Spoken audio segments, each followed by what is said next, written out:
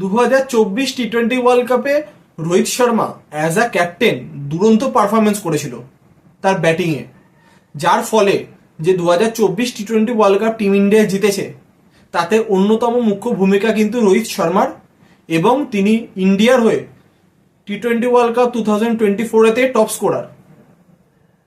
তো তার এই যে ক্যাপ্টেন স্নব গোটা টুর্নামেন্টে, তারপর থেকেই কিন্তু যে কোনো টুর্নামেন্ট আসলেই যে কোনো দলের ক্যাপ্টেনের ওপর কিন্তু ভরসা ফ্যান্সদের আরো বেড়ে গেছে। একটা দৃষ্টান্ত স্থাপন করেছে রোহিত শর্মা নিজে তার এই পারফরমেন্সের মাধ্যমে। তো প্রতি দলের ক্যাপ্টেনের কাছেই কিন্তু মেন দায়িত্ব যে তিনি যাতে টিমটাকে লিড করতে পারেন। তো আজকে আমরা এই ভিডিওর মাধ্যমে আলোচনা করব যে 2024-এ ইন্টারন্যাশনাল ক্রিকেটে যে সকল ক্যাপ্টেনরা রয়েছে তাদের মধ্যে টপ 5 রান স্কোরার আজকের ডেট অবধি। তো যার থেকেই বোঝা যাবে যে প্রতিটা দেশেরও তাদের ক্যাপ্টেনের কন্ট্রিবিউশন কতটা, বা আমরা যদি পুরো ওয়ার্ল্ডের সমস্ত কান্ট্রিকে নিয়ে একসাথে যদি বিচার করি তাহলে কোন প্লেয়ার বা কোন ক্যাপ্টেন এগিয়ে রয়েছে। তো এক নজরে আমরা যদি দেখি, এই মুহূর্তে ইন্টারন্যাশনাল ক্রিকেট 2024-এ as a captain top scorer হচ্ছে রোহিত শর্মা। তিনি 25 ইনিংসে 990 রান করেছেন 2024-এ অ্যাজ আ ক্যাপ্টেন, সমস্ত ফরম্যাট মিলিয়ে। তো এর থেকে বোঝা যাচ্ছে ওয়ার্ল্ড ক্রিকেটে এই বয়সেও রোহিত শর্মা কতটা ডমিনেট করছে। তো 2 নম্বরে রয়েছে নাজিমুল হোসেন শান্ত বাংলাদেশের। তিনি 27 ইনিংসে 559 রানস করেছে।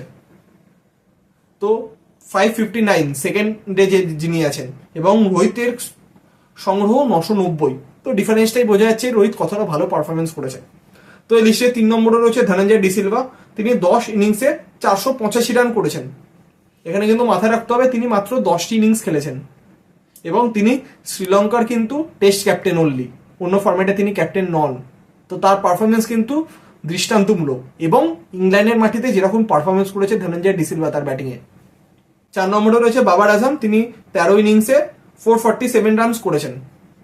তো তিনি বর্তমানে আবার 2024 থেকে টি-20 ক্যাপ্টেন এবং ওয়ানডে দলে ক্যাপ্টেন হয়েছেন। তো এখন অব্দি টেস্ট ক্যাপ্টেন পাকিস্তানের শান মাসুদ। তো এই লিস্টে 5 নম্বরে রয়েছে বেন স্টোকস।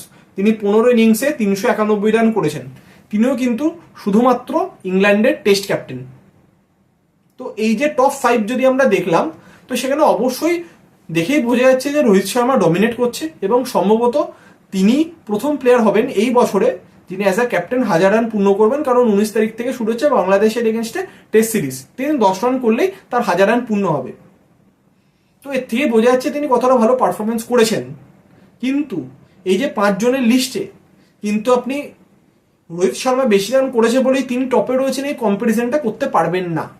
তার কারণ হচ্ছে টি-20 ওয়ার্ল্ড কাপ অবধি রোহিত শর্মা 3টে ফরম্যাটেরই ক্যাপ্টেন ছিল, তারপর তিনি টি-20 ফরম্যাট ছেড়ে দিয়েছেন। শান্ত তিনি 3টে ফরম্যাটেই বাংলাদেশের ক্যাপ্টেন, কিন্তু তারপর ধনঞ্জয় ডি সিলভা তিনি কিন্তু শুধু টেস্ট ক্যাপ্টেন। আবার বাবার আজম তিনি হোয়াইট বলের ক্যাপ্টেন টি-20 এবং ওয়ানডে, এবং বেন স্টোকস শুধুমাত্র টেস্ট ক্যাপ্টেন। তো সবাই কিন্তু যে 3টে ফরম্যাটেরই ক্যাপ্টেন নন। তো যার কারণে কোনো কম্পারিজন সেভাবে করাটা যাবে না, কিন্তু ওভারঅল একটা আইডিয়া আমাদের চলে আসবে যে কোন প্লেয়ার ভালো পারফরমেন্স করেছে। তো এখানে প্রতিটা প্লেয়ারদেরই আরো এখনো, যেহেতু ইয়ারে আমাদের এখনো বেশ কিছু মাস বাকি রয়েছে, তো আরো ক্রিকেট হবে। তো আমরা আশা করতেই পারি রোহিত শর্মা তো অতি অবশ্যই 1000 রান পূর্ণ করবেনই। তো এর পাশাপাশি কোন ক্যাপ্টেন বেশি রান করতে পারে, বা যেই ক্যাপ্টেনের নাম এই লিস্টে নেই সেই অন্যান্য দেশের ক্যাপ্টেনের কি সম্ভাবনা আছে যে 1000 রান ক্রস করার, বা রোহিত শর্মা ছাড়া আর কোন কোন ক্যাপ্টেন এই বছরে ইন্টারন্যাশনাল ক্রিকেটে 1000 রান পূর্ণ করতে পারে অ্যাজ আ ক্যাপ্টেন। তো এই সমস্ত বিষয়তে আপনাদের কি মতামত তা অতি অবশ্যই কমেন্ট করে জানাবেন। তো আজকের মতো এতটাই, আবার দেখা হচ্ছে পরের ভিডিওতে।